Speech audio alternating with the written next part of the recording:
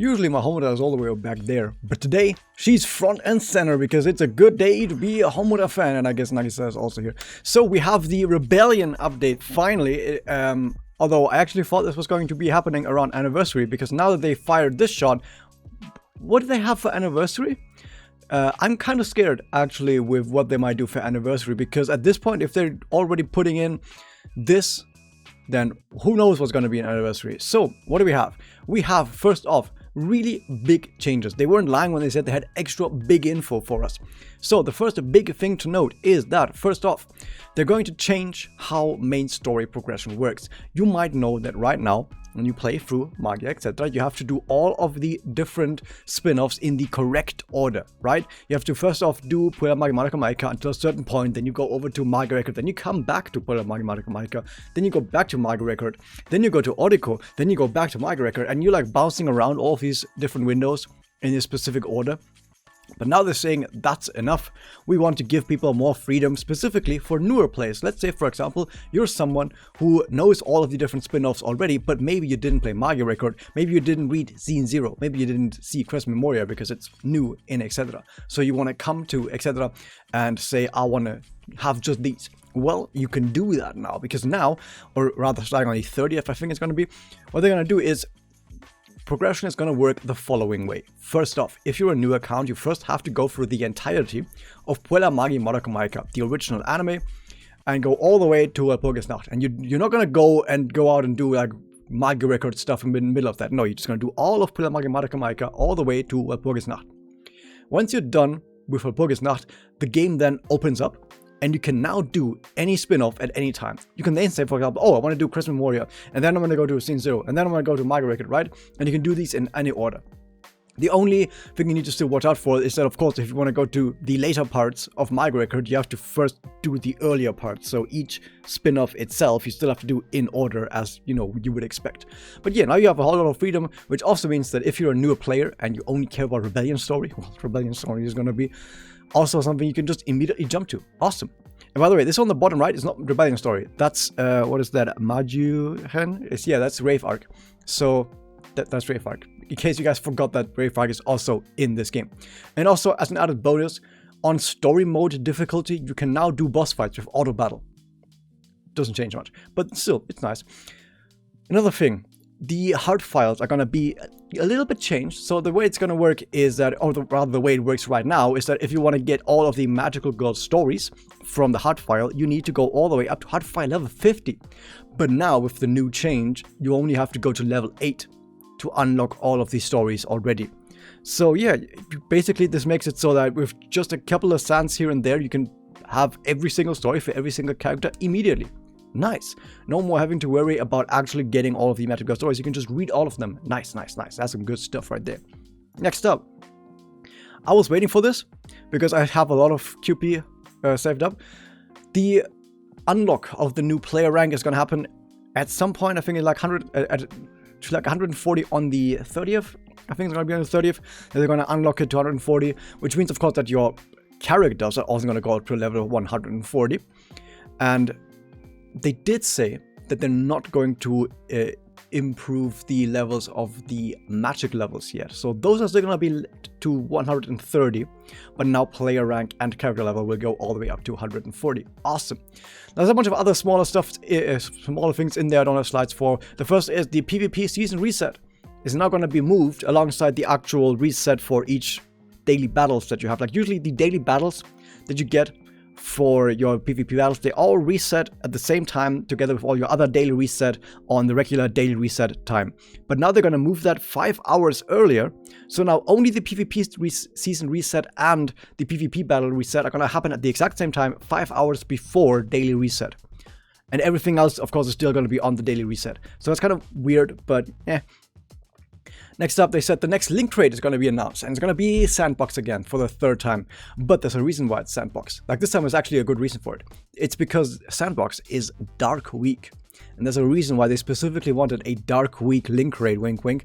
And they also, of course, at the end of the month, are going to add the next standard character. This time it's going to be Mabatu. So the Mabatu is going to be added at the end of the month. And you're also going to have the usual 24-hour free gacha roll on that particular gacha. Awesome. Now, what else do we have in there? we have on the 6th, there's going to be a return of a classic, the return of Bebe to the camera function for a limited time. Once again, it's just limited, but that's going to be happening as well for a limited time. Awesome. If you want to have more crazy stuff to do with your camera, you can do that. They also mentioned there's going to be new login bonuses that gives you a lot of stuff, new checklist missions, some really important checklist missions in there that give you even 5-star keys. So whenever there's a new update for anything, check your checklist missions to see if there are some timed missions, some challenge missions that give you a lot of stuff, okay? Also, a player XP bonus event, which I think might happen at the same time as the player cap unlock. I hope it does, so then I can immediately get all the player XP bonus. I'm not entirely certain about the timing of that, but I hope that's the case. Next up, there's also going to be challenge missions for Chaos. Now, specifically with level 140, or just higher levels, Chaos gets easier and easier the higher your levels are and the further your account goes along. At some point, even free-to-play players should have not too much of like an impossible time in Chaos. And I made a guide video for the first Chaos boss. I'm going to do more at some point. I'm extremely fucking busy right now. But you can do Chaos and you can get those missions done. And I don't think they're going to give gems or something like that, but there's still going to be something you get for those missions. Next up, there's going to be some weird Twitter event where you log into a special website with your Twitter login, and then you do special Rebellion story related tweets and you get stuff for it. I don't know how that works. I don't know how that works. We'll have to wait and see how that actually arrives, and it might not be for global server anyway, because I don't know. We're going to have to see if the English Twitter tweets about this particular campaign, but right now I can't really give you anything for that. Just follow the English Twitter, I guess, and hope that it shows up. But now, to the actual more important stuff. There will be, starting tomorrow, every day, a free 10 draw fate weave. So, every day you log in, you get a free 10 roll for 10 days, which is a total of 100 draws. Awesome. And there's also going to be a bonus draw, which gives you an exclusive medal. What does this medal do? Well, turns out, if you get this bonus draw medal from drawing, just doing the daily draw for a certain amount of times, at some point, you will then be able to get this medal. And this medal you can trade to get any of the Pura Magi Holy Quintet characters for free. So if you don't have a Muramura, for example, and you really want a Muramura, or you want a Mami, or you want a Pluvia, etc., you can just get one for free. You just get one. And you can just say, I want specifically this one. You can just choose which one. Awesome. Nice. We love those. Okay. Now for the even bigger news. From now on, the news are going to get bigger and bigger and bigger. Yes, Rebellion Story is here. Like I said, I assumed there was going to be Rebellion Story before Anniversary. I just thought they would do Rebellion Story like part 1 with Nagisa, and then like a part 2 with AKUMA HOMURA for Anniversary. Like, that would have made the most amount of sense. Instead, part 1 of Rebellion Story already has AKUMA HOMURA. In fact, AKUMA HOMURA comes before Nagisa. So, that's weird. But let's actually talk about what is going to be happening in this main story event, also main story window, like it's a new main story part. So, it turns out, the first half will start on the 30th, and then the second half will start on the 6th. It will be fully voiced, with some 3D cutscenes in there as well for you. And also, there will be special stuff for the shop, of course. So in the style shop, you get special backgrounds, portraits, etc. And also, and this is probably the most important part, you get the entire Rebellion original soundtrack, either through doing the actual story missions or doing this or buying them in the style shop. But they said that the entire soundtrack is in the game basically after this. And you can probably get most, if not all of it, from style shop playing the game, etc. So that's pretty darn cool. You can just listen to the entire soundtrack. Wow, they actually did that. What else do we have? There's going to be additional what-if stories. So if you play the Nightmare mode, usually Nightmare mode has some bonus stories. In this case, it's going to get what-if stories that happened during the events of Rebellion stories. So I think there's like a story where, for example, Nagisa and Bebe hang out, as you can see right now. Bebe and Mami hang out, and I think maybe Nagisa is going to be there as well. I don't know. There's going to be probably a bonus story, as you can see, with Kyosaya, lots of gay shipping. And what else is going to be there? There's going to be a score attack against the, what's it called, the Little Goat Stream, I think. Which, yeah, is going to be a boss, and you're going to have a score attack against it. Wow, I think it's Dark Week as well, because, you know, there's a reason why it's Dark Week. And the reason why it's Dark Week is because AKUMA HOMURA, oh my god. So I'm not surprised that she's coming around, like, within the next 2 months, I would have said. I'm surprised it's now and not on anniversary, because I thought we were gonna get Nagisa first. And like I said, and then we're gonna have maybe Crescent Memoria Part 3, and then anniversary with AKUMA HOMURA. But instead, they said, no, AKUMA HOMURA right now. Like, right now, AKUMA HOMURA. Or rather, on the 30th. So on the 30th, AKUMA HOMURA. Before Nagisa even. I don't know why they did it this way around. I think the other way around would have made more sense. Who knows? The important part is that she's here, and she's limited, because of course limited, you would... Well, it's better that she's limited, because if you're limited, you're allowed to be more crazy and more special than if you're not limited. So yeah. What does AKUMA HOMURA actually do? She is a dark type attacker, so I'm going to go through this a bit quicker than usual, even though I usually say it every single time, but this time I have to go through it quicker because there's so much fucking stuff here, and I can give you the TLDR. She's busted as fucking easily the best attacker in the entire game, and yeah, dark meta is a thing now, so if you don't play dark meta with AKUMA HOMURA, you're gonna be behind. Okay, maybe not so dramatically, you can still of course play whatever you want, but if you want to be like sweaty try-hard optimal, then yeah, you play a dark type team with AKUMA HOMURA now. So what does she do? She does the following thing. Since she's a limited character, I guess you say with me unique buff, except this is an even unique buff, because she introduces a new mechanic to the game. A new mechanic. This is how her skill works. She does damage to all enemies, and then gives herself a buff, nothing special, and then activates a field. Ooh, a field. This is like a zone from Star Rail, where the way this works is that she uses her skill, and then she basically throws down this field that applies to the entire ground, and what this does is it buffs every single one of your characters in a unique way. In this way, what this specific field does is every single dark type character will deal more damage and have a higher crit rate, which already means you want to play a full dark type team so you can get as much out of this as possible. There's also going to be a second reason why you want to play a full dark type team coming up in a second, if this was not enough for you. But yeah, so you throw down this field and then everyone will passively have more damage and more crit rate. And the way this field works is also that it doesn't just last for like a certain amount of turns on every single character, but rather AKUMA HOMURA herself has like a countdown over her head, or rather on her bar at the bottom, and it will count down how long the field lasts. And every time you have one of AKUMA HOMURA's turns, this counter will decrease by 1. Now there can only be one field active at a time, but there's only one field in the game right now, which is AKUMA HOMURA's field. But maybe in the future, when there's other characters that have their own field, right? Other characters that have their own field would override each other's fields, because there can only be one active at a time. So right now we have the dark attribute field coming from AKUMA HOMURA, which gives everyone who's dark type damage and critical rate. And then the skill also has a special second form where if you use the skill while the field is already active, it does more damage. It makes the enemies take more dark damage for a few turns. It also gives you extra MP and everything.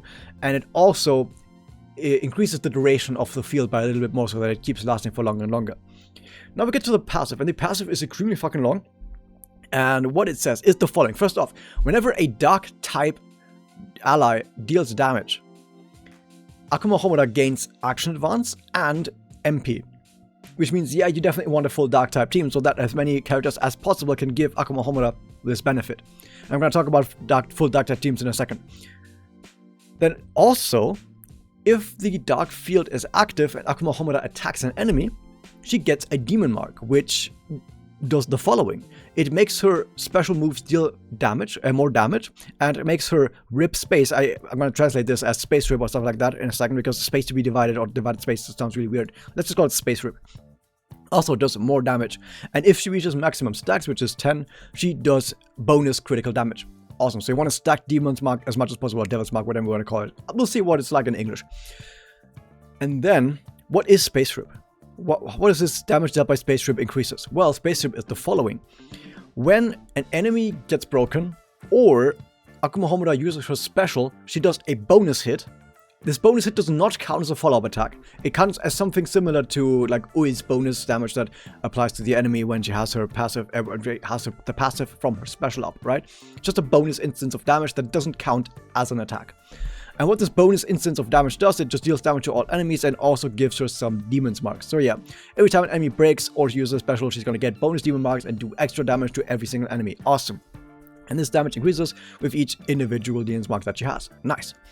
And then she tops it off with her special, which deals damage to all enemies, does bonus damage, which there's more bonus hits to her bonus damage if she has more demon's mark, as you can see right here, and also increases the damage of her space rip by a bit for a few turns. Awesome. So yeah, because her passive also gives her bonus MP from dark type attacks, she should get this rather quickly, even though MP consumption 150 is a lot. Like 150 is a fuck ton, but because she gets the bonus MP every single time someone takes a turn, and also from the fact that she when she uses her skill, she gets a lot more MP as well. So this is not actually as high of an MP cost as you might expect.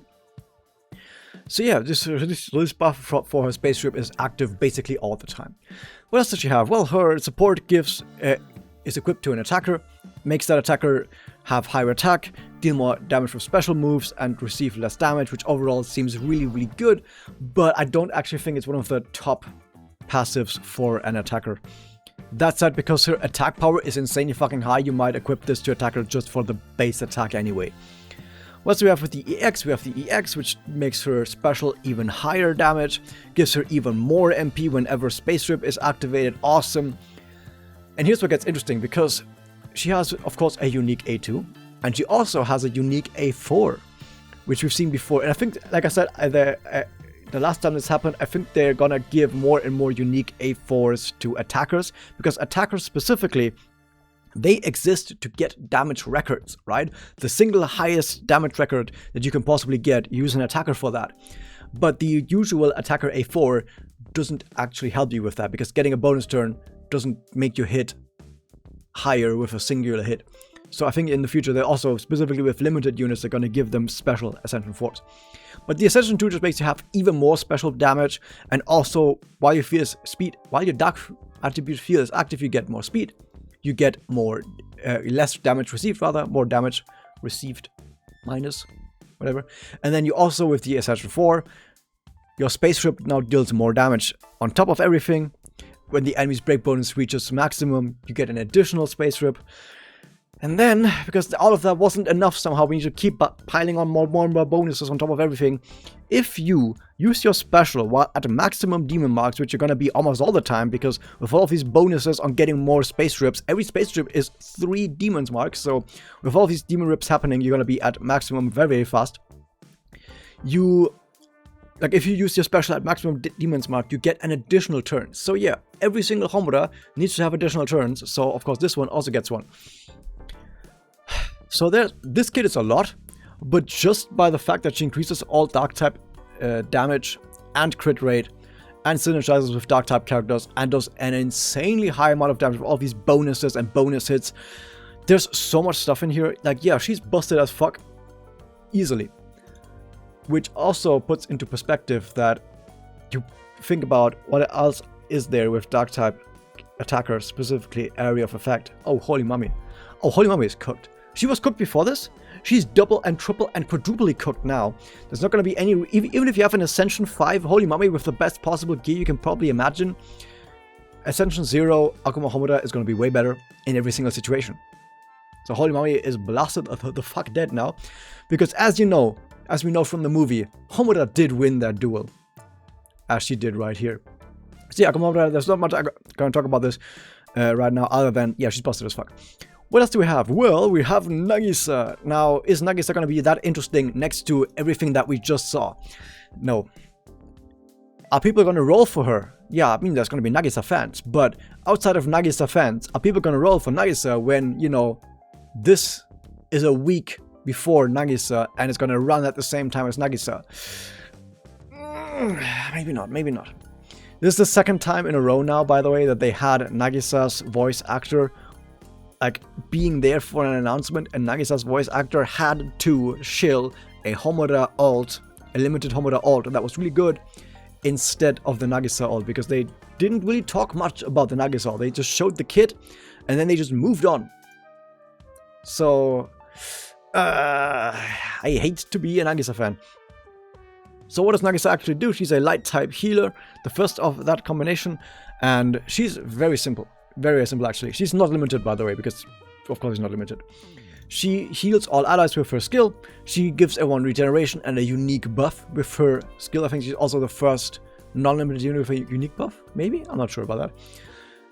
And this unique buff does the following. It just gives everyone increased weakness multiplier and attack power when people are at high HP. Very simple. A lot of healers have something like this nowadays. And then on top of all of that, when she attacks an enemy, she also heals everyone. And when she receives healing, she gains magic stacks. So from her skill and from attacking an enemy, she of course gains magic stacks. Or if someone else heals her for something, or from when her regeneration ticks on her, she gets stacks. And when she's at maximum magic stacks, she does a follow-up attack against all enemies, which then also increases everyone's speed. It's a really low amount, and it needs to stack up and up first, and can theoretically time out. So that's not very good, but hey, it's better than nothing. And then her special heals everyone and increases damage dealt by follow-up attacks for a little bit, and also activates her follow-up attack for free without costing any magic stacks. And that's mostly it for her kit already. For her support, she increases HP, speed, and makes them take less damage when this is equipped to a healer, which is alright. It's decent, but nothing too insane. But you can have some good use out of this, right? This is a pretty decent one, at least. And then the EX. I think the EX is probably the most important part of her entire kit. It makes her start with 5 magic, which means she can get to her follow-up attack and her speed increase a lot faster. But more importantly, her unique buff now also reduces damage taken, and reducing damage taken is extremely important for the healer, because the less damage people take, the less you need to heal, and the more likely it is that you actually get to heal them before they get one shot. So that's really good. So yeah, the EX is actually really important. And then the A2, it just gives healing increase, and her regeneration and unique buff lasts for an additional turn, which not that important. It's probably not going to run out in most times. Like, if you really need the healing, it's probably not going to run out. But I guess it makes it last for longer in cases where you don't need the healing. Like I say, the boss is broken, for example, and everyone's at full HP, and you're not going to heal anymore. Well, now the buffs at least last an additional turn, which is not that big of a bonus, but it's nice. So yeah, overall, she just does a little bit of a small amount of damage increase for the party when they're at full HP. And other than that, a little bit of speed, just a tiny bit. But her heal output and her damage mitigation, specifically with her EX, is actually pretty decent.